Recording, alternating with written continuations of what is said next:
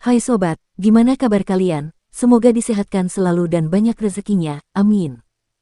Jangan lupa untuk berlangganan. Dengan Anda berlangganan, Anda menjadi orang pertama di channel ini yang memiliki hak istimewa. Pada kesempatan kali ini, Sabta Novel akan melanjutkan Tales of Herding Gods episode 1501-1505. Untuk melihat video selengkapnya, sahabat bisa kunjungi playlist yang telah Mimin sediakan.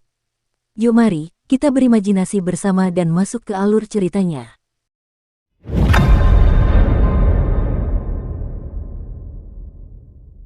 Di telapak tangan Kinmu, istana leluhur berputar perlahan. 4 gerbang surgawi besar berada di bagian depan dan belakang istana leluhur.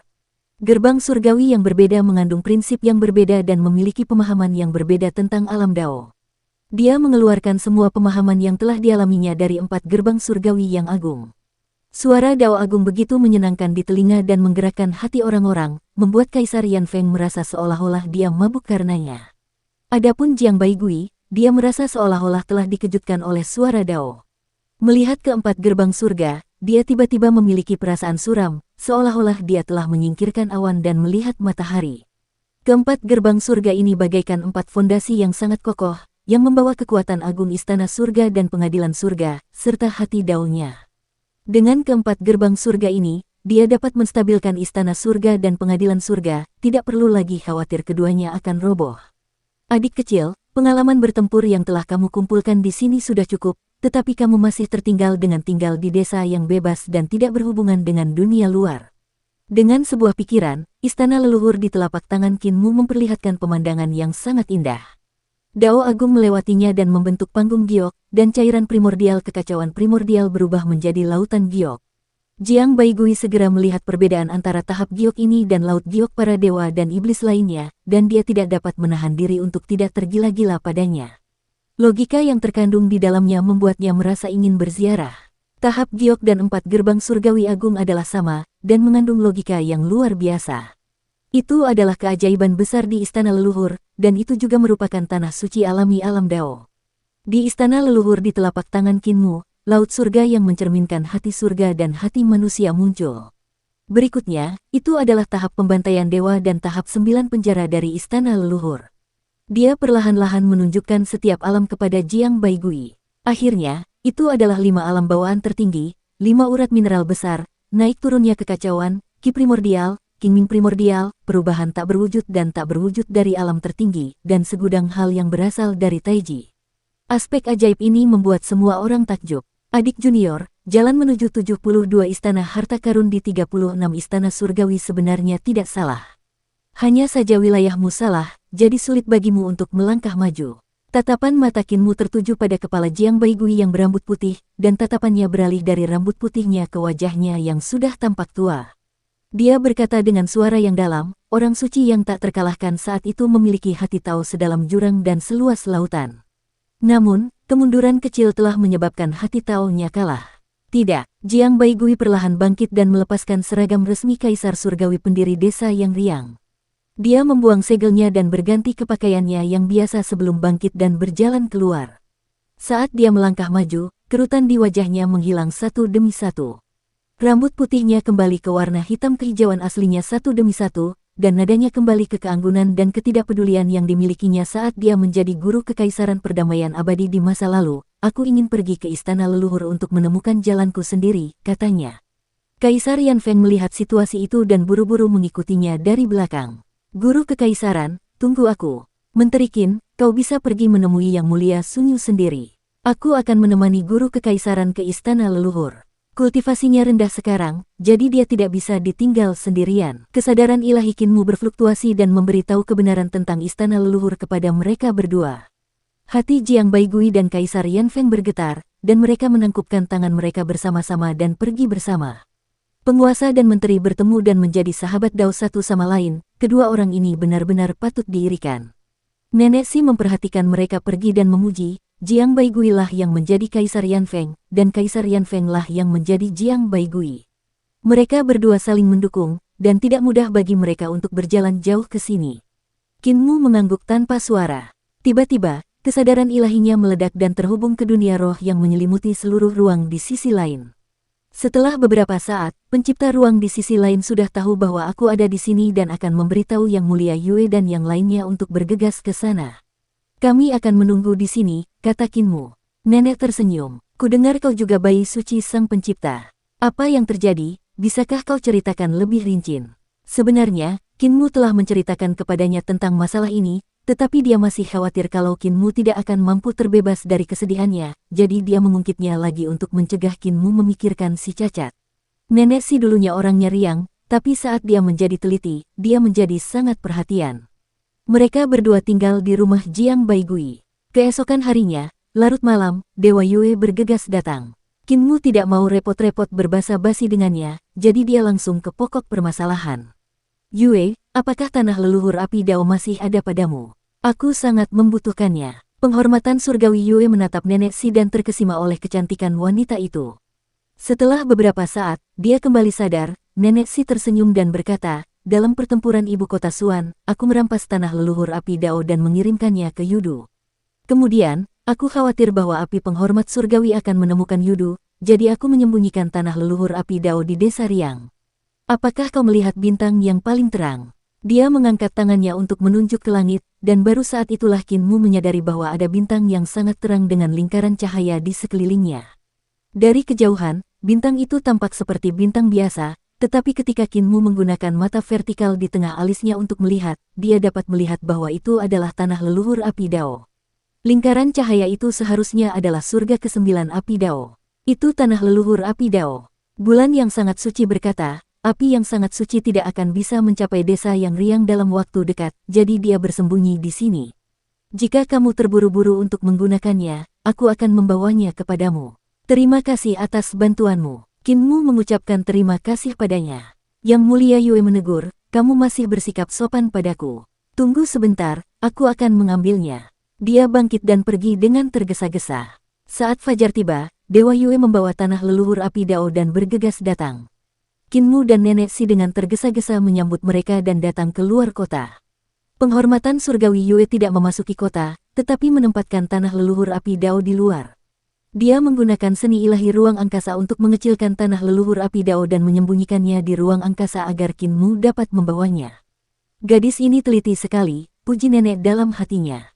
Pada saat itu, sebuah kereta melaju, dan terdengar suara yang menyenangkan dari dalam. Kereta berhenti, dan seorang pelayan mendorong tirai manik-manik, dan Raja Lang yang saleh berjalan keluar. Nenek si dan Raja Dewa Langir juga pernah bertemu sebelumnya, dan ketika mereka bertemu lagi, mereka tidak dapat menahan rasa terkejut dengan penampilannya. Kaisar Yan Feng benar, nenek si adalah seorang wanita cantik yang membawa keindahan ke dunia, tetapi Raja Dewa Langir berbeda. Dia memiliki temperamen yang menyendiri dan dingin, lebih seperti kecantikan seorang dewa, dia memancarkan perasaan suci dan hikmat yang sulit didekati. Pendeta surgawi Yue baru saja selesai berurusan dengan tanah leluhur api Dao ketika dia melihat Raja Dewa Lang Bao datang. Dia tersenyum dan berkata, mengapa Raja Dewa datang begitu terlambat? Kamulah yang memberitahuku bahwa pendeta surgawimu telah datang dan ingin menemuiku, tetapi aku tidak menyangka kamu akan terlambat. Raja Dewa Lang Bao berkata dengan lembut, saya mandi dan berganti pakaian. Saya menyiapkan kereta dan menunda perjalanan selama beberapa waktu. Saya harus bersungguh-sungguh untuk bertemu dengan Yang Muliamu. Dia menyapa Qinmu dan nenek si dan berkata, Yang Mulia Surgawi telah memerintahkan seseorang untuk mengirimkan cairan primordial dari awal mula primordial sehingga saya tidak perlu khawatir. Saya sangat berterima kasih. Penghormatan surgawi Yue tersenyum. Kau selalu memiliki formalitas yang tidak perlu ini. Penghormatan surgawimu, aku telah membuat tanah leluhur api Dao menjadi lebih kecil. Tanah leluhur ini membatasi jalur ruangku, jadi aku hanya dapat membatasinya sejauh ini. Kau dapat mengambilnya begitu saja. Aku tidak dapat membantumu dengan hal lain. Raja Dewa Lang Bao berkata, tanah leluhur Dao Fire membutuhkan pemahaman yang sangat mendalam tentang jalur api, tetapi Anda juga dapat menggunakan kesadaran ilahi Anda untuk menjalankan kekuatan Dao Fire. Saat itu, Sang Pencipta memuja burung vermilion dari Kaisar Selatan dan menggunakan kesadaran ilahinya untuk mengaktifkan kekuatan 9 surga di tanah leluhur. Dia membimbing Qinmu dengan hati-hati dan berkata, cobalah memasuki tanah leluhur dan kau akan tahu bagaimana menggunakan kesadaran ilahi untuk mengeksekusi api Dao. Qinmu berterima kasih padanya dan naik ke tanah leluhur api Dao. Dia memasuki 9 surga dan mengeluarkan senjata ilahi dari seorang ahli alam semesta dari masa lalu untuk mencoba menggunakan kesadaran ilahinya untuk melakukan peleburan api Dao. Apakah tanah leluhur api Dao dapat dilebur atau tidak, itu hanya tebakannya. Sekarang, dia perlu memverifikasinya. Jika tidak berhasil, dia masih perlu mencari metode lain. Di samping tanah leluhur, Nenek Si sedang mengobrol dengan Yue, seorang pendeta surgawi, dan Lang Bao, raja yang saleh. Kedua gadis itu tahu bahwa dia adalah orang tua Qinmu, jadi tidak ada sedikit pun tanda-tanda pengabaian dalam kata-katanya. Nenek Si menyebutkan kekhawatirannya tentang Qinmu, dan kedua gadis itu saling memandang. Raja yang saleh, Lang Bao berkata, Yang Muliamu adalah orang yang sangat bijaksana, jadi tidak perlu khawatir, sesama Taois Si. Dia secara alami akan keluar di masa depan. Pendeta Yue berkata, menurutku, kita tidak boleh membiarkannya bermalas-malasan. Saat dia bermalas-malasan, dia akan mulai memikirkan hal-hal acak. Bahkan jika tidak ada masalah, dia masih bisa memikirkan masalah. Nenek pun menyetujui dan mengamati kedua wanita itu, lalu mengambil suatu kesimpulan dalam hatinya. Setelah beberapa saat, Qinmu keluar dari tanah leluhur Dao Fire. Ketiganya maju untuk menyambutnya, dan Nenek Si menunjukkan ekspresi bertanya. Qinmu berkata, aku bisa melebur senjata-senjata suci itu, tetapi aku harus menggunakan kesadaran suciku untuk mengendalikan api Dao. Namun, pada saat yang sama, aku harus menempa pedang suciku, yang membuatku sedikit kesulitan. Nenek tersenyum, biarkan masalah ini tenang, dan kau bisa memerintahnya seperti binatang. Para wanita, kami tidak akan mengganggu kalian lagi. Kami harus segera kembali ke istana leluhur. Pendeta surgawi Yue segera berkata, kau terburu-buru pergi setelah baru saja tiba. Karena kalian memiliki urusan yang harus diselesaikan, tidak nyaman bagiku untuk memintamu tinggal. Pendeta surgawimu, izinkan aku menanyakan sesuatu padamu. Qinmu menghentikan langkahnya. Penghormatan surgawi Yue ragu sejenak, tetapi dia tetap mengajukan pertanyaannya sendiri. Menurutmu berapa lama kekosongan di pantai seberang bisa dipertahankan? Jantung Dewa Raja Lang Bao berdebar kencang. Dia juga memiliki pertanyaan ini di dalam hatinya, tetapi dia memiliki banyak pertimbangan. Dia tidak sejujur Yang Mulia Yue, jadi dia tidak menanyakannya. Qinmu merenungkannya sejenak dan berkata, setelah hitungan bumi mati, kekosongan di sisi lain akan hancur. Tren umum tidak akan terhentikan. Jembatan kekosongan belaka dengan 35 lapisan kekosongan yang hancur tidak akan mampu menghentikan 10 pemuja surgawi saat ini. Hati kedua gadis itu bergetar. Lalu bagaimana para prajurit di ruangku di pantai seberang akan bertahan hidup, Yang Muliamu? Raja Dewa Lang Bao bertanya. Qinmu melirik ke arah Yang Mulia Surgawi Yue dan berkata dengan tenang, dengan adanya Yang Mulia Surgawi Yue di sekitar, kau bisa mundur atau pergi. Raja Dewa Lang Bao menghela napas lega dan tersenyum. Kirim bayi suci itu. Qinmu menyimpan tanah leluhur api Dao ke dalam harta karun ilahinya dan pergi. Nenek Si mengikutinya dan tersenyum. Muer, menurutmu mana yang lebih baik? Qinmu merasakan sakit kepala dan bertanya dengan rasa bersalah, Nenek, menurutmu mana yang lebih baik? Dari segi penampilan, tentu saja dia adalah Dewa Raja Lang Bao. Tidak ada yang bisa menandingi kecantikannya. Nenek Si berkata, tetapi jika kita berbicara tentang menjadi seorang istri, dia akan jauh lebih rendah daripada Yang Mulia Yue. Raja Dewa Lang Bao adalah seorang wanita yang dingin dan menyendiri dengan postur tubuh yang tegak, sedangkan Yang Mulia Yue sangat tenang dan merupakan orang yang bertanggung jawab atas rumah tangga. Qinmu tidak bisa menahan rasa penasarannya. Apa yang tegak, tegak lurus, diletakkan di udara. Tidak terhubung dengan bumi, elegan dan anggun, namun membuat orang menjauh ribuan mil jauhnya. Misalnya, ketika dia datang menemuimu, dia harus mandi dan berganti pakaian. Dia harus merapikan pakaiannya, dan ada kereta kuda dan kereta kuda kesayangan dengan pembantu untuk melayaninya. Jika dia khusyuk, dia akan lebih khusyuk, tetapi dia bukanlah seseorang yang menjalani hidupnya. Nenek Si berkata, tetapi ketika Yang Mulia Yue mendengar bahwa Anda ada di sini, dia bergegas datang. Meskipun dia memakai riasan, dia tidak mengolahnya dengan sengaja. Dia tidak memiliki pelayan di sisinya, dan dia juga tidak mengendarai kereta yang berharga. Anda mengatakan Anda menginginkan tanah leluhur api Dao, jadi gadis ini segera mengambilnya. Selain itu, dia sangat teliti dan tahu bahwa tanah leluhur api Dao terlalu besar untuk dibawa-bawa, jadi dia membantu Anda menyempurnakannya lebih kecil. Dia meletakkannya. Ini adalah wanita yang mengelola rumah. Qinmu dipenuhi dengan kekaguman. Pernikahan benar-benar memiliki pengetahuan seperti itu, dan itu hampir dapat dianggap sebagai dao yang hebat. Tidak mengherankan bahwa ada sebuah aula yang disebut aula perjodohan di antara 360 aula sekte orang suci surgawi. Lang ini seorang istri. Ketika dia keluar untuk menemui tamu dan menghibur para pahlawan, dia secara alami memiliki wajah yang muram dan berwajah lebar. Perilakunya di depan orang lain membuat Anda tidak dapat menemukan kesalahan apapun. Dia secara alami cocok untuk menjadi permaisuri. Nenek Si melanjutkan, namun, dalam hal mengelola rumah tangga, Yang Mulia Yue masih yang terbaik. Muer, bagaimana menurutmu? Apakah kamu ingin menikahi seorang permaisuri atau seorang istri? Yang dimaksudnya adalah menanyakan rencana masa depan Kinmu. Menikahi seorang permaisuri berarti Kinmu akan menjadi kaisar dan menikahi seorang istri. Itu berarti ambisi Kinmu bukanlah untuk naik tahta. Kinmu dengan rendah hati meminta nasihat, Nenek, apa pendapatmu tentang wanita seperti ini? Dia biasanya riang dan ceroboh. Dia menghabiskan uang secara boros dan tidak pernah tahu bagaimana menyelesaikan masalah. Dia juga sedikit ceroboh saat membesarkan anak-anak. Selain itu, dia selalu kasar dan memanggilnya wanita tua. Saat dia mempesona, dia bisa merayu jiwa semua orang di dunia. Saat dia galak, dia bisa menggantung orang dan memukuli mereka. Bisakah wanita ini dinikahkan? Wajah Nenek Si langsung berubah hitam. Dia mengambil tongkat jalan yang sangat berharga itu dan membantingnya ke wajahnya. Dia berteriak, aku berbicara serius denganmu, tetapi kamu datang untuk mengejekku. Aku akan mematahkan tongkatmu yang kesepian dan membiarkanmu merangkak keluar dari kata-kata berdarah di tanah.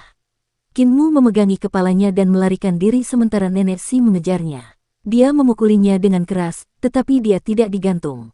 Di istana leluhur, si bisu menatap tanah leluhur api Dao. Hatinya bergejolak karena emosi. Tanah leluhur api Dao cocok dengan auranya. Tiba-tiba, lapisan api Dao menjadi berkobar dan melesat ke langit. Dantiannya bagaikan tungku. Api Dao yang telah dimurnikannya di dantiannya beresonansi dengan tanah leluhur api Dao. Api itu perlahan muncul dari dantiannya bagaikan matahari yang menyala-nyala. Setelah beberapa saat, suara air yang mengalir deras terdengar dari dantiannya. Sungai surgawi berputar mengelilingi matahari, menyingkapkan aturan Dao Agung di luar yang murni. Air dan api adalah dua hal yang berlawanan, tetapi mereka bersatu menjadi satu dalam tubuhnya. Kinmu menatap bisu dan hatinya tergerak. Istana surgawi si bisu adalah untuk membuat istana surgawi, dan tekniknya juga merupakan teknik untuk membuat jalur penciptaan. Surga menciptakan sesuatu, dan kreativitasnya luar biasa. Namun, si bisu masih mengolah jalan yang murni dan jalan api. Akan tetapi, dia tidak tahu bahwa si bisu sebenarnya telah mengolah jalan ke tahap di mana yang sangat kuat dan yin lahir. Dengan tanah leluhur Dao dan api, aku masih kekurangan tempat yin tertinggi. Mute mengamati dan merasakan tanah leluhur Dao dan api, dengan begitu banyak harta karun untuk memurnikan pedangmu, api Dao memang bisa dicairkan, tetapi akan sulit setelah mendingin. Dengan satu pemurnian dan satu pendinginan, kualitas harta karun akan meningkat pesat. Ada lautan yin surgawi di dunia yin surgawi, jadi air laut bisa digunakan untuk memurnikannya. Kinmu berkata dengan sungguh-sungguh, kalau begitu mari kita pergi ke dunia yin surgawi. Mute menggelengkan kepalanya. Aku masih membutuhkan semua karya surgawi yang telah memasuki jalan kedamaian abadi untuk membantuku. Selain itu, aku juga membutuhkan karya surgawi terbaik di dunia untuk membantuku menyempurnakannya. Kinmu ragu sejenak dan bertanya, Di Sitian, Liuran. Si bisu terdiam dan tidak mau menyebut nama Di Sitian. Nama keluarganya juga Li dan dia adalah keturunan Di Sitian, Liuran. Namun, tindakan Di Sitian membuatnya menyimpan dendam dan dia tidak bisa pergi. Kinmu memikirkannya dan berkata, aku akan memerintahkan orang untuk mengundangnya ke dunia Heavenly Yin. Mute berkata, aku masih butuh ahli formasi untuk membantumu menanamkan rune Dao Agung, tanda Dao, dan domain dalam proses menempa pedang. Orang buta bisa membantuku, tetapi kultivasimu sangat kuat dan sulit bagi orang buta untuk melakukannya sendiri. Bahkan jika semua ahli formasi dari Eternal Peace ditambahkan bersama-sama, mereka mungkin tidak dapat secara akurat menanamkan Dao Agungmu ke dalam pedang. Kinmu berkata, putra mahkota Yuming menguasai formasi, dan Yan Yunxi juga seorang ahli formasi. Mute menambahkan, saat memurnikan, saya membutuhkan dewa kuno terkuat untuk mengendalikan ki air dan membantu saya mengendalikan teknik pemurnian. Hati Kinmu sedikit tergerak, dan dia berkata, kura-kura hitam dan dua kaisar, mungkin aku bisa mengundang mereka untuk membantu formasi. Sudah ada tanah leluhur api Dao Kaisar Selatan, tetapi bahan-bahan yang kamu gunakan terlalu menakjubkan, dan ki emasnya terlalu kaya. Kaisar Barat Harimau Putih adalah teman lamaku, jadi tidak sulit untuk mengundangnya membantuku memurnikan harta karun. Mute melanjutkan, saat aku menanamkan ki dan darahmu ke dalam pedang dewa, akan sulit bagi kedamaian abadi untuk melakukannya dengan kemampuan kita. Kinmu merenungkannya dan berkata, meskipun naga hijau Kaisar Timur tidak patuh, burung merah Kaisar Selatan dapat membujuknya untuk datang membantu kita. Si bisu merenung sejenak dan berkata, aku masih membutuhkan ahli ilmu pedang terkuat di dunia untuk menggunakan ilmu pedangnya sendiri untuk mempertajam ujung pedang suci saat pedang suci itu hendak dibentuk. Kinmu mengangkat alisnya, Kaisar pendiri Qin Ye, jalur pedang yang tak tertandingi, kepala desa Sumumu, dewa pedang di dunia, pembimbing kekaisaran perdamaian abadi Jiang Baigui, hati pedang yang tak terhalang, selain pedang Fengdu Asura milik Raja Yama, jalur pedang ayahku Qin Hanzhen, dan pedang Yuming milik leluhur pertama Kaisar manusia Qin Wu, apakah itu cukup? Mute menggelengkan kepalanya dan berkata, keterampilan pedang Kaisar manusia leluhur pertama biasa-biasa saja, jadi dia tidak memahami jalur pedang. Dia hanya mengarang angka. Aku butuh semua makhluk dalam kedamaian abadi yang telah mencapai puncak jalur pedang untuk bersatu. Kinmu berkata dengan sungguh-sungguh, aku akan meminta Kaisar Yanxiu untuk membantuku menemukan para jenius jalur pedang ini, jadi aku pasti bisa menemukan mereka. Mute meletakkan tungku di punggungnya dan membawa tanah leluhur api Dao. Dia membawa dadanya tanpa alas kaki, suaranya seperti lonceng besar saat dia berkata, kamu bisa pergi sekarang dan membuat persiapan. Aku perlu membawa tanah suci ini dengan berjalan kaki sehingga ki dan darahku akan terhubung dengan Dao Agung dan cocok dengannya. Kinmu segera berbalik dan pergi untuk membuat persiapan. Si buta berjalan mendekat dan menemani si bisu. Mute berkata, ini adalah kata-kata terakhir yang akan kukatakan sebelum aku menyempurnakan pedang suci. Beberapa hari ini, aku harus tutup mulut dan berusaha sebaik mungkin untuk berkomunikasi dengan Dao Agung dari tanah leluhur api Dao sehingga aku bisa menjadi satu dengan manusia, api, dan bumi. Jangan menggodaku dengan sengaja, atau semua usahamu sebelumnya akan sia-sia. Mulai sekarang, aku akan buta. Kau akan membawaku ke dunia cakrawala yang teduh. Orang buta itu buru-buru mengangguk dengan hikmat. Si bisu memejamkan matanya dan membiarkan si buta membimbingnya maju, menyerahkan sepenuhnya urusannya pada si bisu. Orang buta itu menuntun jalan untuknya, hanya untuk melihat bahwa hati Dao-nya telah berinteraksi dengan Dao Agung dari tanah leluhur api Dao. Lapisan api Dao terbentuk di belakangnya, bersiul dan berputar-putar. Itu sangat mengejutkan. Si bisu meminta si buta untuk memimpin jalan, agar dia tidak takut menyeretmu ke dalam parit. Si buta mengumpat dalam hatinya. Awalnya dia adalah orang yang cepat bicara, dan si bisu juga orang yang tidak bisa menutup mulutnya. Selain itu, dia penuh dengan kejahatan, sehingga orang buta biasanya bisa mengobrol dengan orang bisu. Kini si bisu itu tidak berkata apa-apa, si buta masih dapat menahannya pada beberapa hari pertama, tetapi setelah itu, ia menjadi begitu terkekang hingga ia menjadi lesu. Di sisi lain, Kinmu dan Nenek Si datang ke istana surgawi di langit di atas istana leluhur. Sekarang karena 10 orang suci surgawi belum kembali, para pengawal istana surgawi tidak berani mengabaikan Kinmu. Mereka semua membungkuk dan memanggilnya suci surgawi. Dalam pertempuran kota mistik, meskipun Kinmu telah menutupi wajahnya, kebanyakan orang tahu bahwa Mu, sang pemuja surgawi, yang telah menimbulkan masalah dalam pertempuran kota mistik. Banyak prajurit pengadilan surgawi telah tewas karena dia. Kinmu tidak mempermasalahkannya. Ada banyak orang di dunia yang dapat melakukan apa saja kepadanya, tetapi tidak ada seorang pun di istana surgawi yang dapat melakukan apapun kepadanya sekarang. Ia langsung menuju istana surgawinya dan menghubungi kedamaian abadi. Ia meminta para dewa kedamaian abadi untuk menggunakan jembatan peralihan energi spiritual untuk datang ke istana pencipta ayah. Ia kemudian pergi dari istana surgawi pencipta ayah ke jembatan peralihan energi spiritual yang mengarah ke surga kutub utara dan surga kutub barat untuk mengundang Kaisar Barat dan Kaisar Utara. Saat Ling Yuxiu menerima berita itu, dia segera mengumpulkan semua pengrajin surgawi, ahli formasi, dan ahli jalur pedang kedamaian abadi untuk bergegas ke dunia Heavenly Yin. Pada saat yang sama, Nenek Si bergegas ke desa Riang untuk mengundang Di Sitian dan Yan Yunxi. Kinmu berdiri di panggung pengawasan surga untuk mencari, tetapi Departemen Pengawasan Surga tidak berani mengatakan apapun. Mereka hanya bisa berdiri di samping dan menonton dengan patuh. Kinmu menemukan Jiang Baigui dan Kaisar Yan Feng dan segera pergi mencari mereka. Jiang Baigui dan Kaisar Yan Feng telah tiba di belakang istana leluhur dan melewati gerbang surga utara untuk memahami hukum-hukum Dao besar di dalamnya. Ini adalah gerbang surga keempat, dan ketika mereka berdua berjalan keluar, Jiang Baigui mengeluarkan lolongan panjang, istana-istana surgawi bangkit dari tanah satu demi satu, dan istana-istana itu bersaing untuk mendapatkan kemegahan. Sebuah istana surgawi agung yang sempurna dan tanpa cacat akhirnya terbentuk. Dia hanya merasakan bahwa istana surgawi itu stabil, dan tidak ada kemungkinan lagi untuk diguncang. Jiang Baigui menghembuskan napas panjang saripati vital, dan napas itu berubah menjadi pedang Qi yang berubah menjadi pelangi panjang di langit. Ketika Kaisar Yan Feng melihat situasi ini, dia terkejut sekaligus iri. Jalan yang ditempuh Jiang Baigui berbeda dengannya, dan dia tidak dapat mengembangkannya.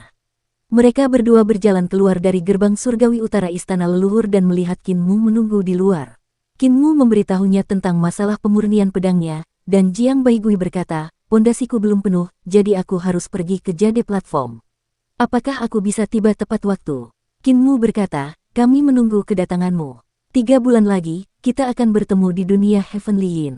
Mereka berdua pergi. Baru pada saat itulah Qin Mu bergegas ke dunia Heavenly Yin untuk menemui Kaisar Selatan Vermilion Bird dan menyampaikan pikirannya.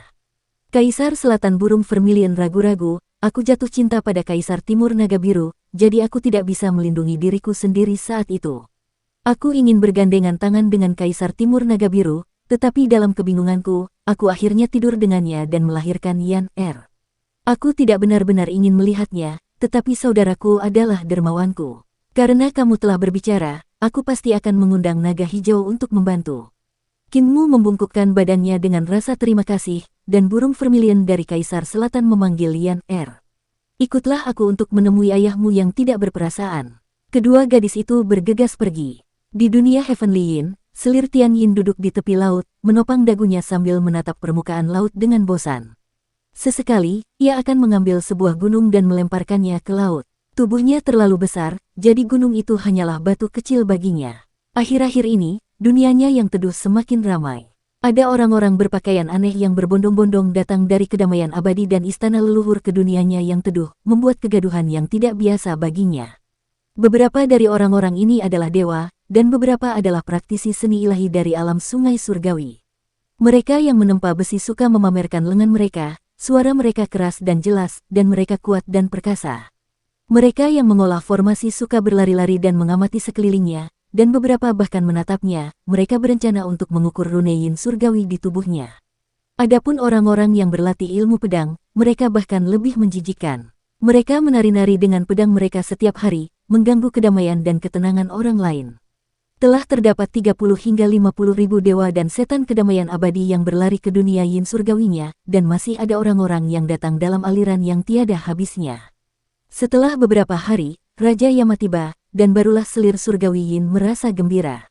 Bagaimanapun, Raja Yama pernah bertempur bersamanya sebelumnya dan dapat dianggap sebagai teman lama. Setidaknya ada seseorang yang bisa diajak mengobrol untuk menghilangkan kebosanannya. Sebaliknya, Raja Neraka tidak pandai berbicara. Ia bersembunyi di balik jubahnya setiap hari dan tidak banyak berbicara dengannya. Setelah beberapa hari, Di Sitian dan Li Yuran tiba. Selir Tian Yin melirik pria tampan ini dan merasa bahwa penampilannya setara dengan putra surga Yin. Dia langsung merasa bahwa dia adalah orang yang menjijikkan dan tidak mau repot-repot dengannya. Kemudian, Kaisar Qin Ye yang pertama datang. Selir Tian Yin memiliki kesan yang baik tentang guru surgawi Qin yang manusia ini. Namun, dao pedang Kaisar yang pertama terlalu kuat dan dia merasa tidak nyaman bahkan sebelum dia mendekatinya. Dia hanya bisa meninggalkan Kaisar lebih jauh. Kaisar pendiri membawa seorang pemuda yang tidak tampak menjijikkan seperti Li Yuran. Permaisuri Tian Yin mengobrol dengannya sebentar, dan baru kemudian dia tahu bahwa pemuda ini bernama Qin Hanzhen, ayah darimu, seorang pendeta surgawi. Permaisuri Tian Yin merasa aneh berbicara dengannya. 10 hari berlalu, dan seorang gadis cantik dengan kepala seperti harimau berlari ke dunia Heavenly Yin dengan gembira. Baru saat itulah Permaisuri Tian Yin menghela napas lega. Gadis ini adalah Kaisar Barat, dan dia sangat ceria. Mulutnya juga cepat, dan dia akhirnya bisa menghilangkan kebosanannya. Beberapa hari kemudian, Kaisar Utara dan pasangan kura-kura hitam tiba. Selir Tian Yin senang. Akhirnya, seorang teman lama datang, jadi dia tentu saja punya banyak hal untuk dikatakan. Kaisar Timur Naga Biru juga datang. Kain hitam menutupi wajahnya, dan wajah Permaisuri Tian Yin langsung menjadi gelap. Naga biru itu sombong, dan dia memiliki sifat yang penuh nafsu.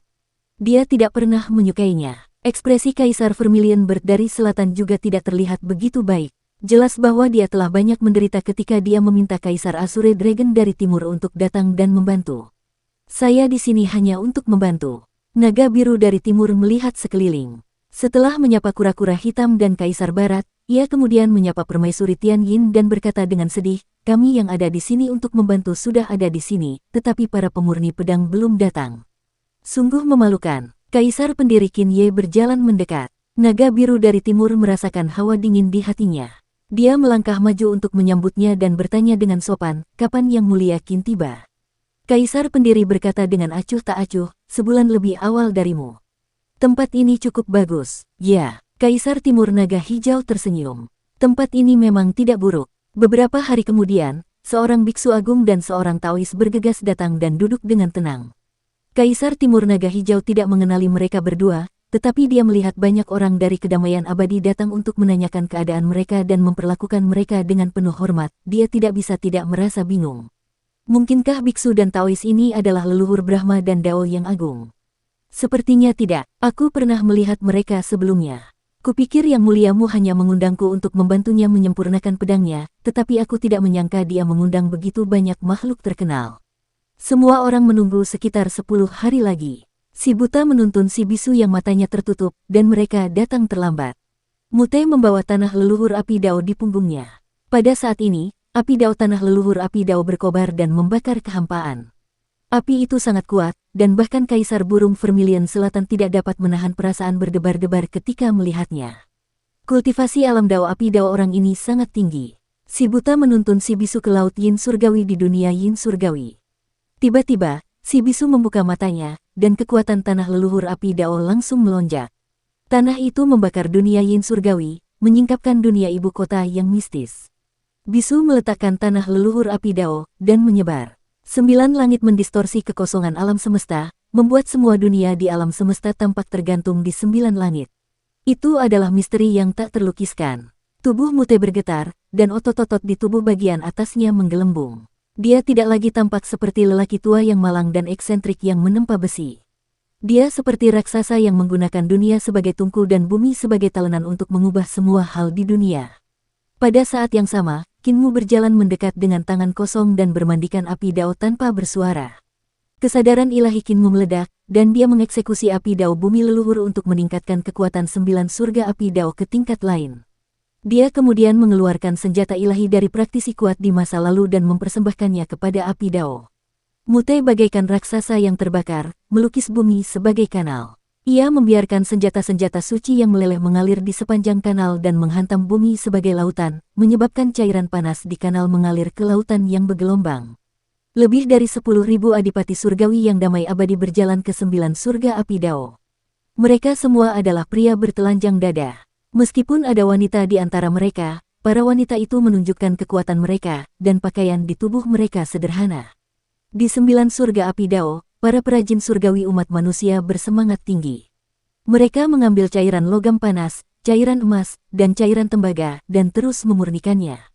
Ada juga lebih dari 10.000 master formasi dengan orang buta sebagai pemimpin yang mengendalikan formasi langit dan bumi.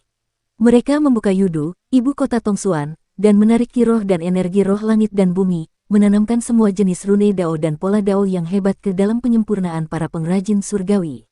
4 kaisar dewa kuno terpesona oleh pemandangan itu, dan mereka tidak dapat menahan diri untuk memuji kekuatan yang mengguncang dunia ini. Kaisar pendiri melihat pemandangan ini dan menoleh untuk melihat di Sitian dan Li Yuran, kalian adalah pengrajin surgawi terkuat dari kaisar pendiri surgawi. Dia berkata dengan semangat yang tak dapat disembunyikan.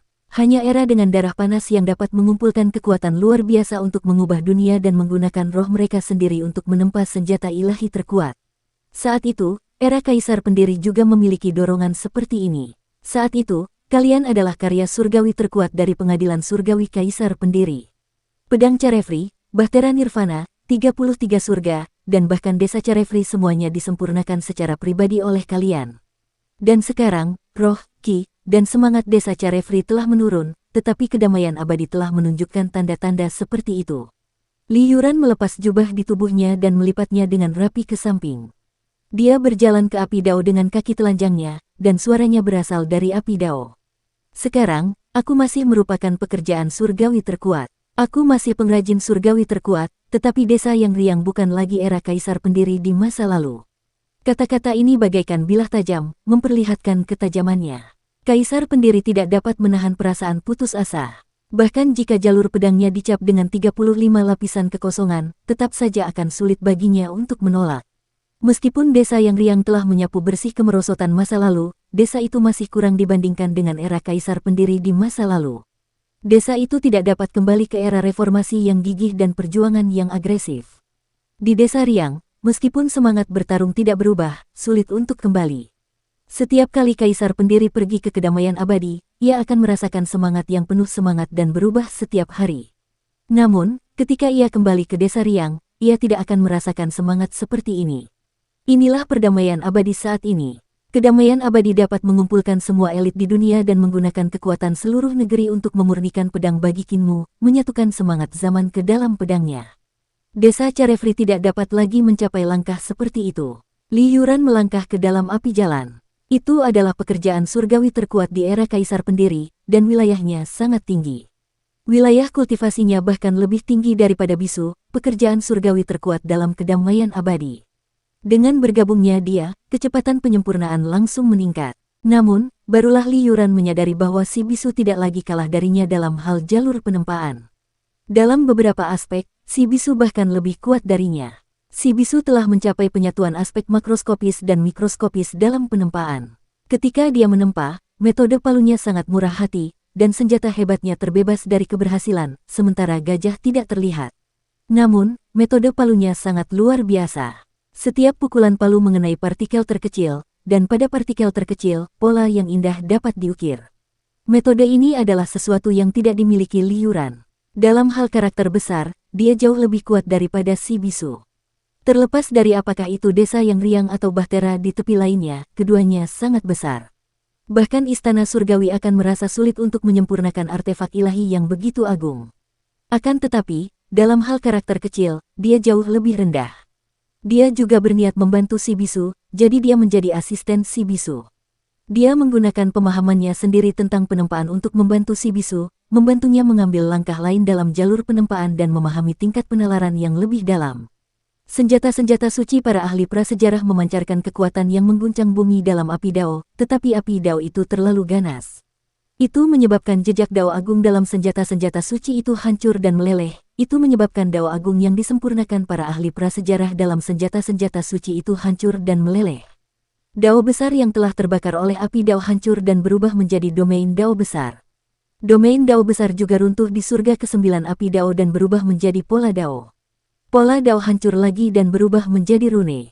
Adegan ini memungkinkan siapapun yang berpartisipasi dalam pemurnian harta karun dan mereka yang berada di luar tanah leluhur api Dao untuk melihat banyak rahasia kultivasi.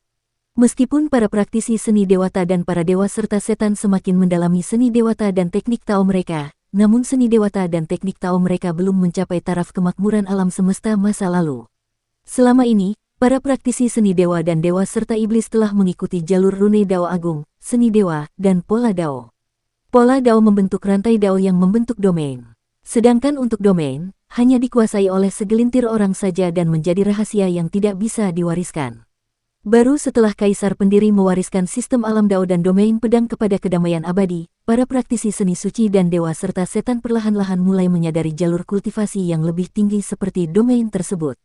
Domainnya adalah untuk memahami aturan. Pada langkah ini, para praktisi seni ilahi dan para dewa serta iblis merasa bahwa tidak ada jalan di depan dan jalan itu telah mencapai ujungnya. Namun, di atas domain tersebut, ada tingkat kultivasi yang lebih dalam. Alam Dao dari level pertama domain pedang berat Kaisar Pendiri. Di jalan menuju kehampaan terakhir, domain terakhir Dao pedang, surga agung yang menyeluruh, belum dikultivasikan. Sampai saat terakhir, dia juga tidak tahu pemandangan seperti apa yang ada di atas domain tersebut. Wei Suifeng dan Su Jun melihat sesuatu yang lebih dalam dari pola Dao di Istana Miluo, tetapi mereka tidak menyebarkannya. Dan sekarang, harta karun kehidupan prasejarah telah hancur di 9 surga api Dao, yang memungkinkan setiap orang yang hadir melihat rahasia kultivasi yang lebih mendalam. Pemilik harta karun yang dikumpulkan Kinmu belum mencapai jalan itu, tetapi banyak dari mereka telah menyentuh tepinya. Bahkan ada orang yang telah melangkah lebih jauh dari Kaisar Pendiri. Harta karun mereka meleleh dalam api Dao dan terus hancur dari kedalaman alam Dao, berubah menjadi rantai Dao, pola Dao, dan rune Dao Agung. Bahkan sebagai Kaisar Pendiri, mereka memiliki pencerahan yang hebat. Akan tetapi, bahkan rune Dao Agung pun terus hancur dalam api Dao, berubah menjadi energi roh dan ki roh yang paling murni. Dukung terus channel YouTube Sabta Novel. Di dalam api Dao, para perajin surgawi mengangkat palu mereka dan menuangkan energi roh dan ki roh ke dalam cairan yang meleleh. Para master formasi mengambil tindakan satu demi satu dan mencetak rune, tanda Dao, dan domain Kinmu. Bahkan para dewa kuno dan keempat kaisar tercengang ketika mereka melihat pemandangan ini. Semua harta yang dilebur tidak lebih lemah dari harta para pemuja surgawi, atau bahkan lebih kuat. Setiap harta karun ini mungkin tidak lebih lemah dari pedang kaisar pendiri. Yang lebih penting lagi, ada lebih dari 100 harta karun seperti itu. Mengeluarkan satu atau dua harta karun adalah satu hal, namun mengeluarkan begitu banyak harta karun sekaligus, bahkan keempat kaisar dewa kuno yang digabung tidak memiliki kekayaan sebanyak itu. Dengan begitu banyak harta karun, saya khawatir harta karun itu bisa memenuhi seluruh lautan. Kaisar Timur Naga Biru menggelengkan kepalanya dan berkata dengan suara rendah, pedang macam apa yang membutuhkan begitu banyak material ilahi? Mustahil untuk menempa pedang seperti itu. Dengan begitu banyak emas ilahi dan material ilahi, sudah dianggap baik jika kita dapat menggunakan bahkan 1% saja dari semuanya. Ketika Kaisar Timur Naga Biru mendengarnya, dia mengangkat alisnya dan mencabut pedangnya yang riang. Dia berkata dengan lemah, Kaisar Timur, tahukah kamu berapa banyak emas suci dan material suci yang telah aku gunakan untuk pedang ini? Kaisar Timur Naga Biru itu mengukur pedang riang itu dan melihat bahwa panjangnya sekitar 4 kaki. Ia memperkirakan bahwa tidak akan membutuhkan banyak bahan untuk menempa pedang seperti itu. Namun, reputasi pedang riang itu dikenal dunia luar dan kekuatannya mencengangkan. Kaisar pendiri pernah mengandalkan pedang ini untuk memasuki pengadilan surga, aliansi pembalikan surga, kaisar pembunuh surga. Tentu saja mustahil harta karun semacam itu dapat dipalsukan hanya dengan beberapa kilogram emas suci. Pedang milikku ini berisi 33 surga. Badan pedang itu berongga dan dapat memuat seluruh desa yang riang di dalamnya. Kaisar pendiri menyarungkan pedangnya, dia berkata dengan lemah, emas suci dan material suci yang digunakan liuran untuk menempa pedang untukku lebih dari sekadar gunung. Bahkan jika ada ratusan gunung, mereka tidak akan mampu menempa pedang seperti itu. Kaisar Timur, dao penempaan sudah merupakan dao yang hebat. Itu bukan sesuatu yang dapat kau pahami. Kaisar Timur Naga Biru merasa kesal dan tidak berbicara. Dengan emosinya, jika ada orang lain yang berbicara kepadanya seperti ini, mereka pasti sudah lama dibunuh olehnya. Namun, orang yang berbicara adalah Kaisar pendiri, jadi dia hanya bisa mendengarkan. Setelah 100 harta karun dilebur, ribuan pengrajin surgawi mulai menempa surga pertama pedang dewa. Emas dewa dan material dewa yang tak terhitung jumlahnya mengalir seperti air ke tubuh pengrajin surgawi. Ketika mereka ditempa menjadi bentuk, jumlah material yang digunakan sangat banyak, itu membuat orang terdiam. Ini adalah alat tempa berat yang menjadi simbol era perdamaian abadi. Eternal Peace dilarang menempa alat-alat berat oleh pengadilan surgawi. Selama ini, selain menempa beberapa kapal berat seperti menara dan kapal besar, Eternal Peace juga menempa jembatan pergeseran energi roh. Pengadilan surgawi juga telah membuat beberapa kesalahan dalam perkiraan mereka tentang kekuatan Eternal Peace. Kali ini, tibalah waktunya kemampuan manufaktur perdamaian abadi berkembang. Kaisar Suan dan Kaisar Bela Diri sudah mulai bergerak. Mereka mengambil air laut dari lautan Yin surgawi untuk memurnikan senjata suci mereka. Air Yin surgawi sangat dingin dan yin, jadi sebaiknya digunakan untuk memurnikan harta karun. Setelah pemurnian, api dao menjadi semakin kuat. Ia membakar langit sekali lagi hingga berwarna merah tua dan hampir meleleh. Puluhan ribu pengrajin surgawi berdiri di permukaan langit pertama dan memanfaatkan kesempatan untuk memurnikannya. Palu besar mereka terangkat dan jatuh, dan suara mereka menggetarkan langit.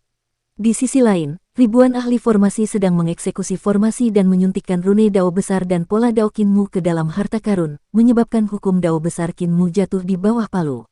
Setelah itu, kekuatan keahlian surgawi mencap tanda itu semakin dalam. Kura-kura hitam dan dua kaisar sekali lagi menggunakan air yin surgawi untuk menurunkan suhu surga pertama, membuat surga pertama pedang ilahi menjadi lebih keras dan lebih stabil. Setelah melalui proses tempering berulang kali dan puluhan kali tempering, akhirnya terbentuklah surga pertama. Bahkan 9 lapis api dao tidak dapat melelehkannya. Kaisar Timur Naga Hijau menatap langit pertama dan jantungnya berdebar kencang. Rune dao besar Kinmu membentuk matahari, bulan, dan bintang di langit pertama, gunung, sungai, danau, dan laut, ki angin dan awan, cahaya guntur dan kilat. Metode penempaan senjata semacam ini memang melampaui ekspektasinya. Namun, apa hubungannya ini dengan pedang? Dia sedikit bingung. Ketika langit pertama terbentuk, ki emas langsung berkembang pesat. Ki emas yang menyembur keluar dari langit pertama meledak dengan kekuatan yang sangat mengerikan, mengancam banyak karya surgawi yang memurnikan harta karun. Pada saat itu, Kaisar Harimau Putih dari Barat bergerak dan menekan ki emas di 9 surga api Dao. Itu memungkinkan ki emas disimpan dalam harta surga pertama dan tidak dilepaskan. Cara kerja permaisuri bagaikan tarian, menari dalam api Dao. Namun, itu juga merupakan pemandangan yang indah. Ribuan perajin langit dan ahli susunan langit tak berhenti menciptakan langit kedua. Hari demi hari berlalu. Ketika para pengrajin surgawi menciptakan langit ke-13, Kaisar Timur Naga Biru dan yang lainnya akhirnya melihat di mana pedang itu berada. Lapisan-lapisan langit disusun bersama untuk membentuk badan pedang. Dari gagang ke gagang, lalu ke bilah pedang, perlahan-lahan mulai terbentuk di bawah palu para raksasa ini. Yang lebih mencengangkan lagi adalah Kinmu telah mencap lapisan-lapisan langit dengan dao agungnya sendiri, dan setiap lapisan lebih kuat dari sebelumnya. Dao agung yang digunakan di setiap lapisan langit pada dasarnya tidak sama. Inilah yang membuat pemujaan surgawimu begitu menakutkan. Ketika para pengrajin surgawi selesai menyempurnakan lapisan ke-23 surga, dao agung Kinmu telah habis. Bisu hendak berhenti ketika Li Yuran menggelengkan kepalanya. Teruslah menyempurnakan, tinggalkan yang berlebih. Hati Mute sedikit tergerak, dan dia terus memurnikan dengan para pengrajin surgawi hingga mereka mencapai surga ke-36. Baru setelah itu mereka berhenti. Kaisar Pendiri, Kepala Desa, Jiang Baigui, dan para ahli jalur pedang lainnya semuanya melepaskan jalur pedang mereka. Di lautan Yin Surgawi, di tanah leluhur api Dao, jalur pedang saling bersilangan untuk menyempurnakan pedang suci. Setelah waktu yang lama, mereka akhirnya berhenti. Kaisar Pendiri bahkan mengeluarkan pedangnya yang riang untuk merangsang ki pedang, cahaya pedang, dan niat pedang dari pedang dewa untuk menajamkannya. Kaisar Timur Naga Biru menghela napas lega dan tersadar dari keterkejutannya. Dia berkata dengan suara rendah, pedang suci telah ditempa, kan? Meskipun pedang suci ini bagus, ia tetap tidak dapat menghabiskan begitu banyak emas suci dan material suci. Tepat saat dia mengatakan ini, pedang Dao yang memenuhi langit menghilang. Para ahli pedang Dao menyimpan pedang dewa mereka satu demi satu, dan para pengrajin surgawi beristirahat sejenak sebelum melanjutkan menempa. Kaisar Timur Naga Biru membelalakan matanya dan sedikit bingung. Tingkat pertama domain telah selesai. Di sampingnya, Kaisar Pendiri menunjuk ke arahnya dan berkata, seharusnya ada 35 tingkat domain setelah itu. Ekspresi Kaisar Timur Naga Biru tampak lesu, tiba-tiba, dia tertawa terbahak-bahak dan berkata, Yang Mulia Qin, bahan-bahannya sudah cukup, tetapi apakah kemampuan orang yang bertanggung jawab atas pedang itu sudah cukup?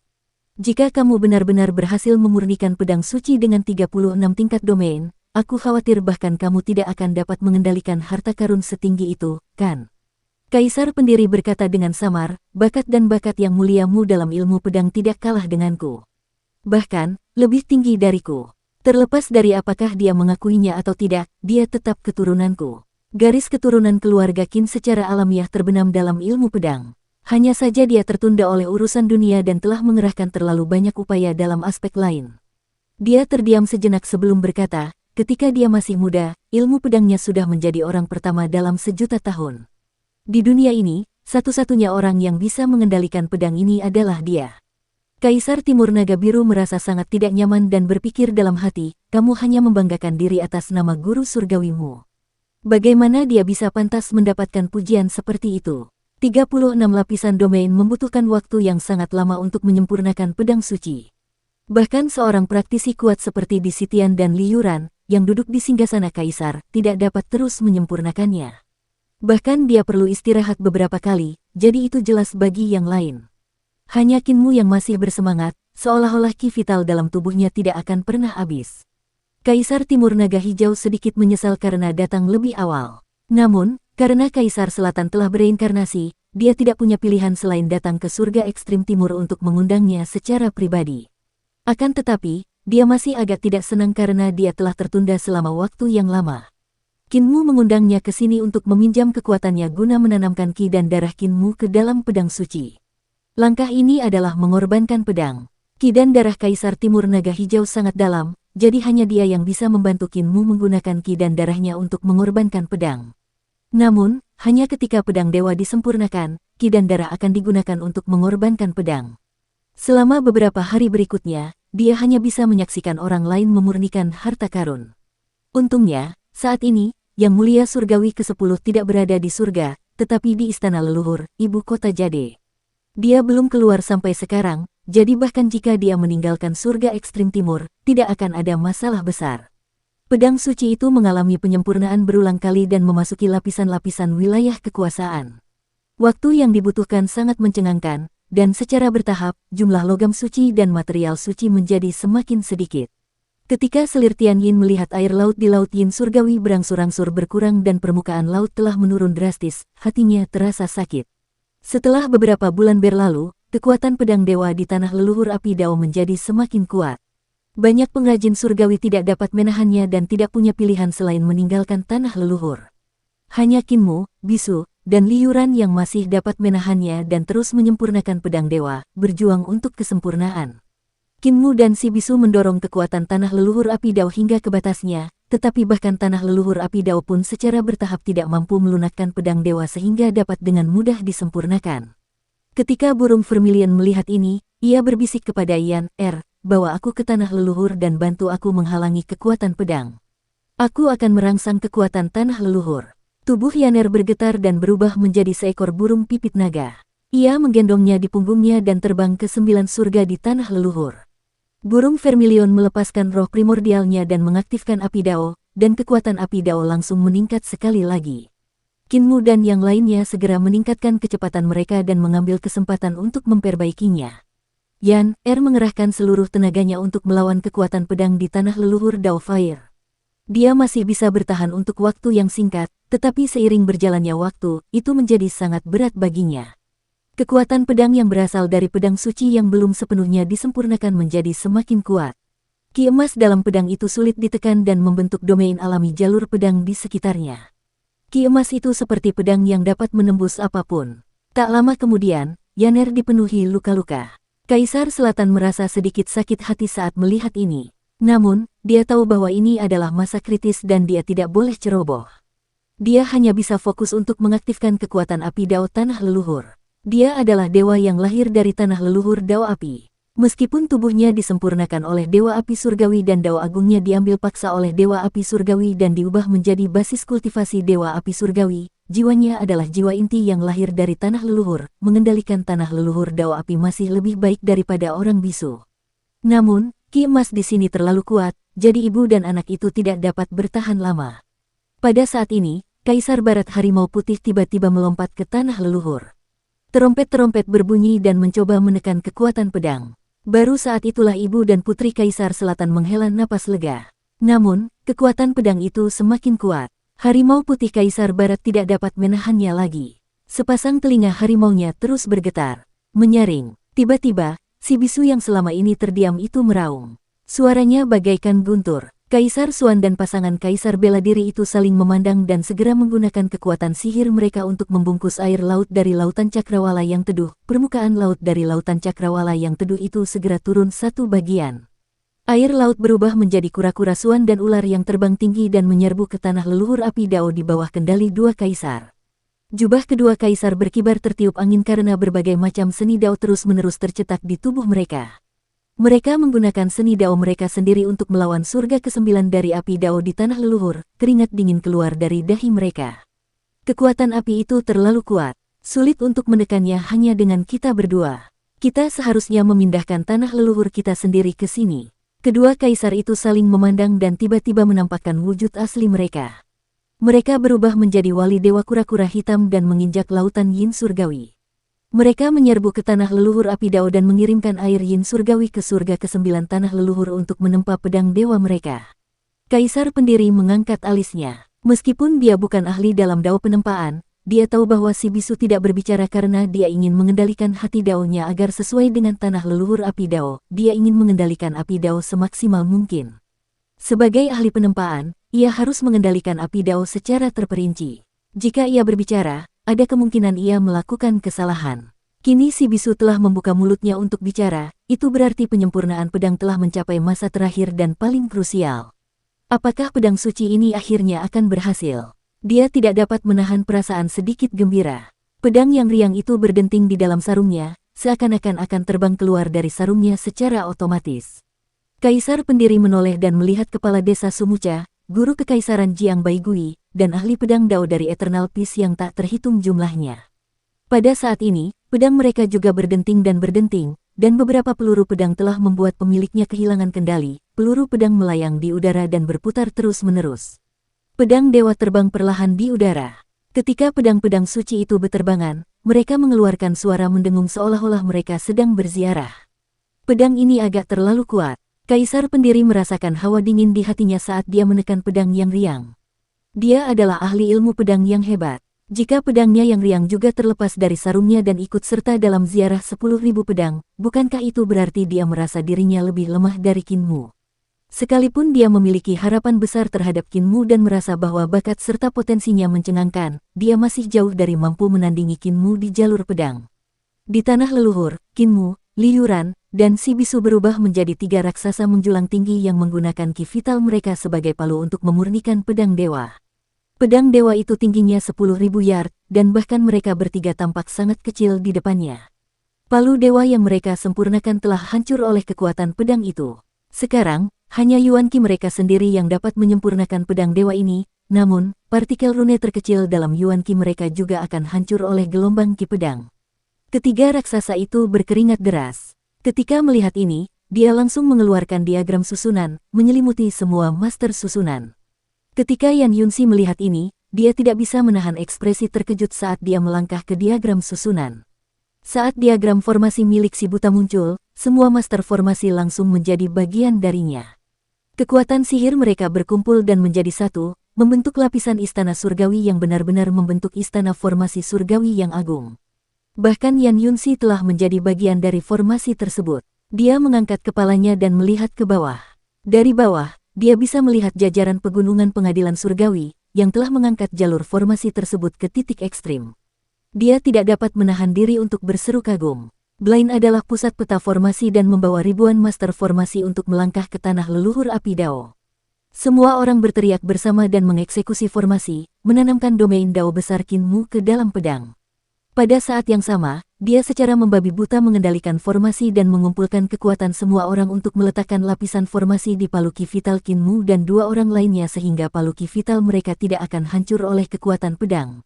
Qin Mu, Li Yuran, dan Si Bisu terus-menerus berteriak, dan palu-palu berayun ke atas dan ke bawah, terus-menerus menempa pedang suci tersebut.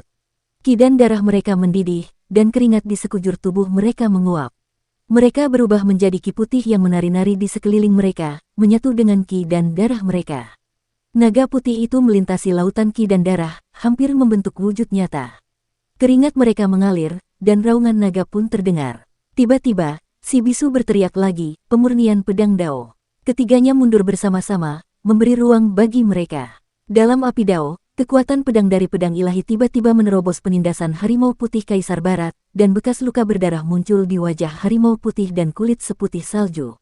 Saat kekuatan pedang itu menembus penindasan Kaisar Barat harimau putih, sebuah lubang besar terbelah di langit di atas dunia cakrawala yang teduh oleh kekuatan pedang itu. Cahaya pedang yang cemerlang membubung ke langit, menembus dunia cakrawala yang teduh, dan menyapu Suandu.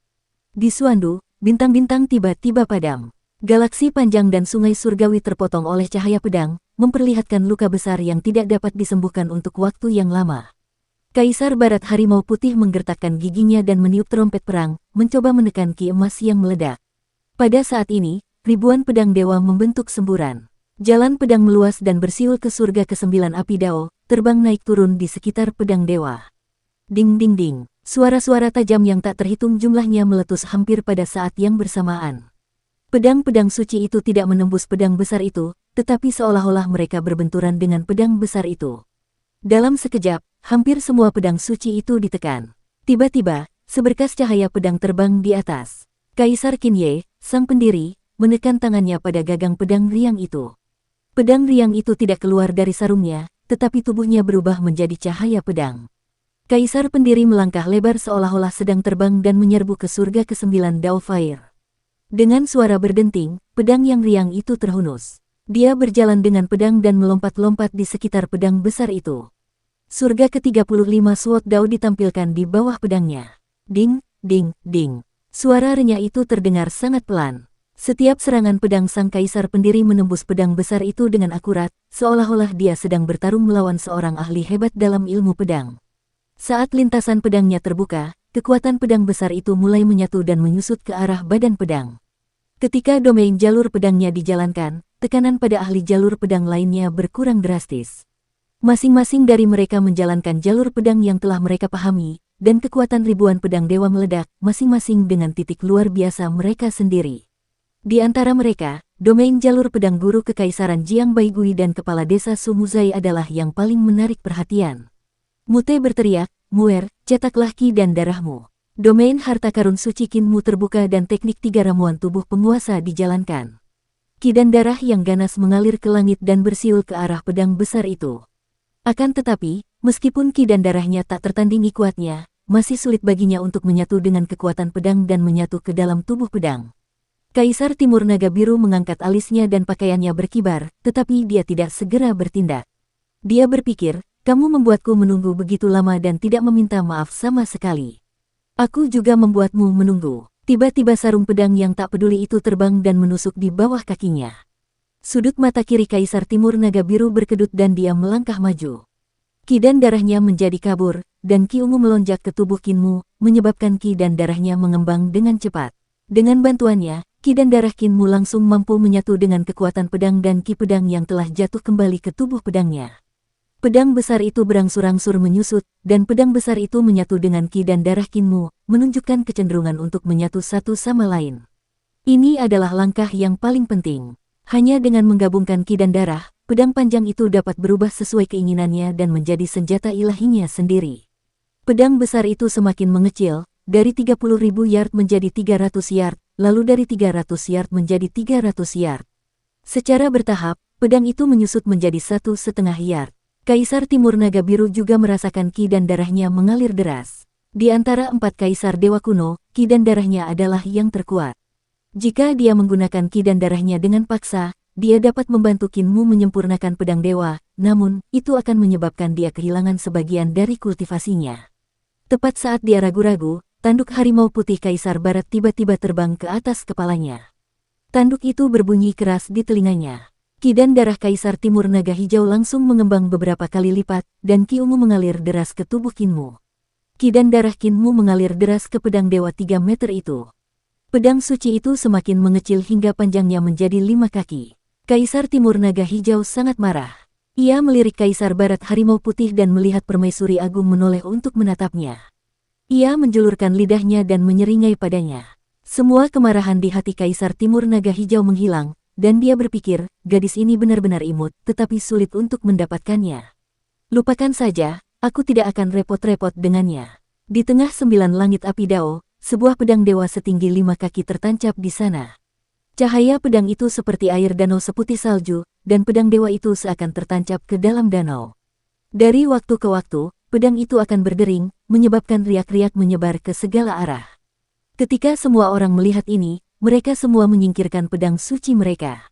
Kaisar Selatan juga berhenti mengeksekusi tanah leluhur api dao, dan membabi buta menyingkirkan peta formasi. Di Sitian dan Li Yuran tampak bisu, tetapi dia masih berdiri di tengah api dao dengan mata tertutup, jimat dao di tubuhnya menjadi semakin kuat. Li Yuran tersenyum dan diam-diam mundur. Kinmu melangkah maju dan mencabut pedang dewa. Cahaya pedang seperti danau kembali ke badan pedang. Dia memegang pedang dewa dan mengayunkannya pelan. Suara pedang yang jelas terdengar, dan sebuah bintang di Suandu tiba-tiba padam dan jatuh dari langit. Pedang yang bagus. Kaisar pendiri berjalan mendekat dan mengamati pedang di tangannya. Dia bertanya, apakah kamu punya nama? Ya. Kinmu membentuk mantra pedang dengan tangan kirinya dan dengan lembut menggeser dari gagang ke ujung pedang. Cahaya pedang berkedip di matanya, dan dia meludahkan seteguk esensi vital. Itu disebut malapetaka, bencana. Kaisar pendiri memandang Kinmu dan melihatnya mengangkat pedang sucinya. Dia menggunakan cahaya yang bersinar dari Suandu untuk mengukur pedang suci itu, dan hatinya tak dapat menahan diri untuk tidak naik turun. Malapetaka tak terbatas, lalu siapa tuannya? Kala itu, di era Kaisar pendiri, era Kaisar Agung, dan era cahaya merah, 10 orang bangsawan surgawi telah mendatangkan malapetaka dan menghancurkan dunia berkali-kali, mengubah era kejayaan menjadi abu. Di antara malapetaka itu, para kaisar yang bersinar cemerlang dan peradaban yang menghubungkan masa lalu dan masa depan akhirnya merosot dan mati. Bahkan mendirikan era kaisar pun menjadi mimpi. Saat menghadapi musibah, siapakah yang mampu berpegangan pada dayung yang mampu menunggangi angin dan memecah ombak untuk membawa semua makhluk hidup maju? Kaisar pendiri tidak memanfaatkannya. Sekarang, pedang suci Qinmu bernama Malapetaka. Apakah dia melihat bahwa 10 orang surgawi masa depan akan mendatangkan malapetaka pada kedamaian abadi? Ataukah dia hendak mendatangkan malapetaka ke pengadilan surgawi? Mungkin keduanya. Kekuatan pedang malapetaka itu benar-benar terkendali. Dari luar, pedang itu tampak biasa saja. Tidak ada tanda-tanda dao yang rumit atau hiasan yang tidak perlu. Di tangan Qinmu, pedang itu seperti seberkas cahaya, hanya memiliki bilah panjang dan ujung pedang. Akan tetapi, siapapun yang ikut serta dalam penempaan pedang itu tahu betapa mengerikannya pedang itu. Ketika pedang ini berhasil ditempa, 4 kaisar dewa kuno, kaisar pendiri, dan yang lainnya harus menempanya bersama-sama untuk menekannya. Ketika pedang itu terbentuk, kekuatannya akan mencapai langit. Pedang malapetaka mengguncang langit, dan bintang-bintang berjatuhan dengan jentikan jari. Bahkan harta karun surgawi pun tidak mengalami kegaduhan sebesar itu. Qinmu memegang pedang dan memikirkannya.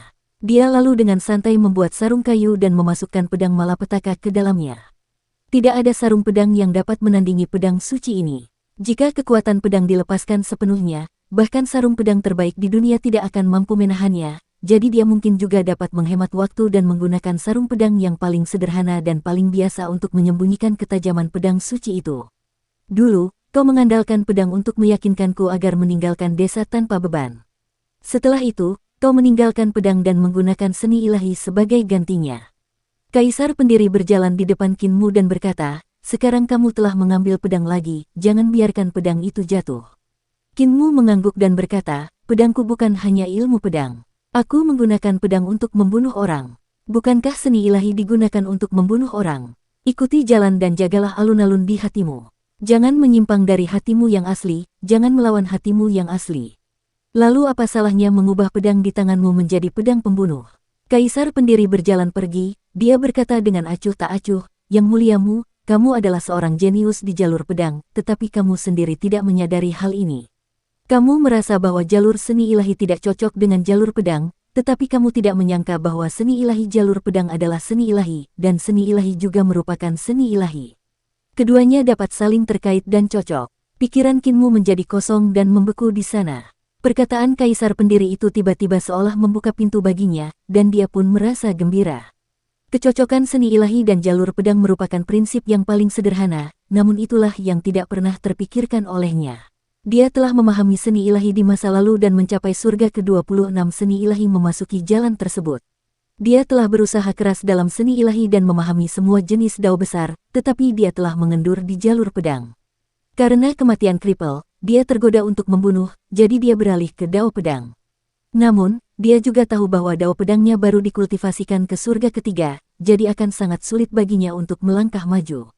Namun, pencerahan yang diberikan oleh kaisar pendiri memungkinkan dia untuk melihat kemungkinan yang tak tertandingi luasnya, yaitu menyatukan alam dao dari alam dao kemampuan ilahi dengan alam dao dari dao pedang. Tiba-tiba, dia tidak bisa menahan diri untuk tidak melompat. Dia melangkah ke dalam kehampaan dan mencabut pedang malapetaka. Cahaya pedang tersebar, dan dao pedang dan dao kemampuan ilahi benar-benar menyatu seperti ini. Di tangannya, cahaya pedang menyebar, dan dia memperlihatkan 4 segel langit dan bumi. Mereka berubah menjadi lingkaran langit dan bumi, membentuk kebahagiaan, kemarahan, kesedihan, dan kegembiraan. Emosi terkandung dalam pedang malapetaka. Jalan Abijna dan jalan pedang menyatu dengan sempurna, dan kekuatannya benar-benar sangat dahsyat. Teknik pedangnya berubah, dan berubah menjadi gerbang langit dan bumi lagi. Cahaya pedang saling bersilangan, dan sebuah gerbang surga menghubungkan langit dan bumi dengan dunia manusia. Cahaya pedang di tangannya menyebar, dan satu pedang menusuk keluar sungai surgawi. Keempat kutub langit dan bumi muncul, dan mereka menggunakan jalan pedang untuk menulis dan melukis. Naga biru, harimau putih, burung vermilion, dan dewa-dewa kuno kura-kura hitam, 4 kaisar, berdiri di keempat kutub sungai surgawi. Ia melakukan gerakan demi gerakan untuk mengungkapkan perasaannya, tidak mampu menyembunyikan rasa gembira dan kegembiraannya. Kaisar pendiri berjalan keluar dari dunia yin surgawi. Yan Yunxi dan Li Yuran berjalan mendekat dan mengikutinya dari belakang. Kaisar Pendiri menoleh ke belakang dan melihat jalur pedang melintasi langit dan kehampaan. Itu sangat menarik perhatian. Di sana, Kinmu telah mengubah pengetahuan dan fondasinya menjadi jalur pedang dan maju dengan pesat. Kultivasi jalur pedangnya telah melonjak ribuan mil dalam satu lompatan, dan dia tidak dapat menahan diri untuk berseru kagum. Jalur pedang keluarga Qin sudah tertanam di tulang mereka. Ia tersenyum dan berbalik untuk terus maju. Pada saat itu, seorang lelaki tua menghalangi jalannya. Lelaki tua itu pemalu dan pengecut, tidak berani menatap matanya.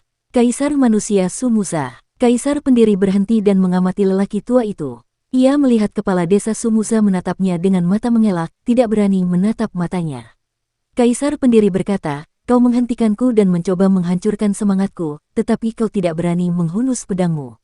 Tidakkah kau punya keberanian untuk memegang pedangmu?" Yan Yunxi dan Li Yuran menghentikan langkah mereka dan menatap kepala desa. Telapak tangan kepala desa perlahan meraih pedang di pinggangnya, tetapi pedang itu bergetar. Itu tidak tampak seperti tangan yang memegang pedang. Tangan yang memegang pedang itu mantap seperti tangan Kaisar Pendiri. Karena tangan seorang praktisi jalur pedang yang kuat mencerminkan kultivasi hati dao mereka, tangan yang memegang pedang harus setenang hati dao mereka, tidak terpengaruh oleh gelombang apapun. Satu pedang untuk menstabilkan negara dan satu pedang untuk menaklukkan dunia, semuanya membutuhkan pencapaian dalam hati dao. Kepala desa Sumuca adalah orang kedua yang menguasai ilmu pedang. Pencapaiannya dalam ilmu pedang sangat tinggi, dan alasan mengapa begitu banyak ahli ilmu pedang muncul di Eternal Peace dapat dikatakan memiliki hubungan yang erat dengannya. Itu karena pengajaran dan pelatihannya yang cermat, karena itulah ilmu pedang Eternal Peace dapat maju dengan pesat. Akan tetapi, setelah dia memahami domain pedang, sulit baginya untuk maju selangkah lagi, bahkan tingkat kultivasinya pun tidak bisa maju selangkah lagi. Ini karena kultivasinya di jalur pedang terlalu tinggi. Begitu tingginya sehingga ketika dia menggunakan jalur pedang, dia akan melihat raksasa yang sangat kuat berdiri di depannya, seolah-olah dia tidak dapat mencapai puncak yang tidak dapat dilampaui.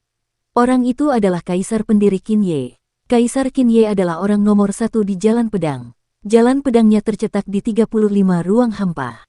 Siapapun yang melangkah ke jalan pedang dan memahami wilayah pedang akan melihat punggungnya dan merasakan kekuatan dan kultivasi jalan pedang yang luas dan mendalam. Mereka akan merasa seolah-olah mereka sedang melihat ke atas dari gunung yang tinggi. Kaisar Pendiri adalah jantung bagi hampir semua ahli ilmu pedang. Itu adalah jantung yang tidak bisa dipatahkan. Ini khususnya berlaku bagi kepala desa Sumucu.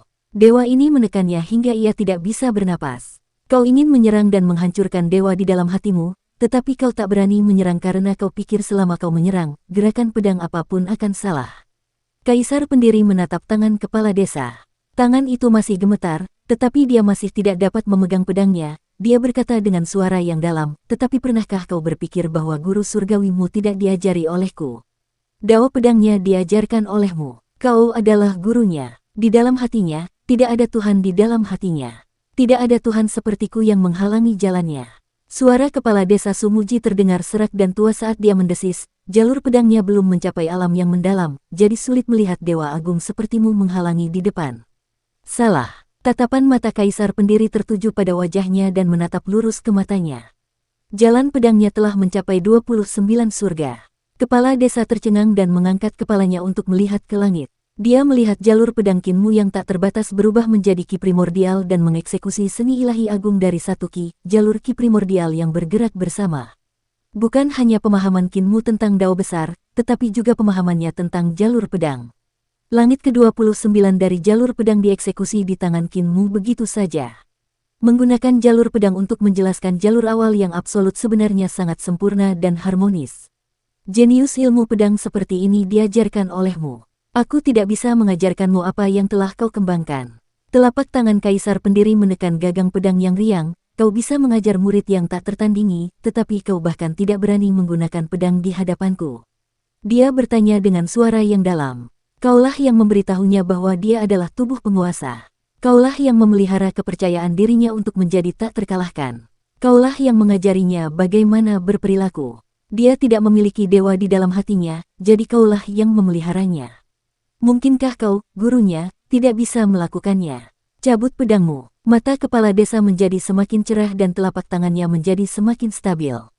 Tiba-tiba, dengan bunyi dentang, pedang sucinya terhunus, dan cahaya pedang memenuhi langit. Pedang Kaisar Pendiri yang riang terhunus, dan cahaya pedang saling bertabrakan. Kedua sosok itu saling menyerang dan saling bersilangan. Kaisar pendiri menghentikan langkahnya. Di belakangnya, rambut putih kepala desa Sumu tertutupi. Dia memasukkan pedangnya ke sarungnya, dan tubuhnya berdiri tegak di sana. Cici, ribuan luka pedang muncul di tubuh kepala desa. Ki dan darah yang melimpah menyebabkan luka-luka ini retak, membuatnya sulit untuk menahannya.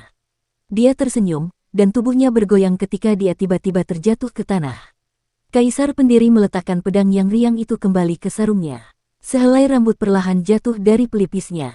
Dia menoleh dan berkata, Sumu, kau telah keluar dari bayang-bayangku. Kau bisa menjadi teman Daoku di jalan pedang. Paru-paru kepala desa terluka oleh pedangnya. Dia terengah-engah seperti bel yang patah, tetapi dia tertawa sangat bahagia. Dia berguling-guling di dalam darah seperti anak kecil sambil memeluk pedang sucinya dan berguling-guling di lengannya. Kaisar pendiri menggelengkan kepalanya dan berjalan keluar dari dunia cakrawala yang teduh. Yan Yunsi dan Disitian segera mengikutinya.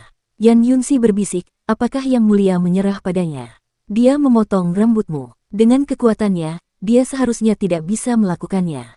Kaisar pendiri menggelengkan kepalanya dan berkata dengan acuh tak acuh, aku menyerah padanya dalam hal basis kultivasi, tetapi aku tidak menyerah dalam hal pedang Dao. Pedang Dao adalah Dao ofensif, jadi dia berhak memotong sehelai rambutku. Ekspresinya tenang saat dia berkata, aku tidak ingin menjadi pemuja surgawi ke-10 dari pedang Dao. Aku tidak ingin melakukannya sekarang, dan aku tidak ingin melakukannya di masa depan. Yang Mulia surgawi ke-10 dari pedang Dao. Yan Yunsi tercengang. Dia mengerti apa yang dimaksudnya. Bukankah dia adalah pemuja surgawi ke-10? Dia telah memenjarakan para pendatang baru, memegang kekuasaan dengan kuat, mengendalikan sumber daya, dan mengendalikan segalanya sehingga para pendatang baru tidak memiliki harapan untuk melampauinya. Yan Yunsi tidak tahu apakah kaisar pendiri telah mengizinkan kepala desa Sumu untuk menghalangi gerakan. Baik kaisar pendiri maupun kepala desa telah jauh melampaui pencapaiannya di bidang ilmu pedang. Akan tetapi, dia dapat merasakan kondisi pikiran sang kaisar pendiri, kondisi pikiran seseorang yang telah mencapai Dao. Alam semacam ini adalah sesuatu yang tidak dapat dicapai oleh Dewata ke-10. Disitian, Liuran, berbalik dan melihat ke Sadi Skyward. Di tanah leluhur Dao Fire Sadi Skyward, sosok agung berdiri di tengah lapisan api Dao. Alam Dao-nya semakin dalam. Dia dapat merasakan bahwa cara casting terus maju dan membaik. Dia bukan lagi hari pertama bekerja. Ada orang lain yang telah melampauinya, tetapi hatinya dipenuhi dengan kegembiraan tak berujung.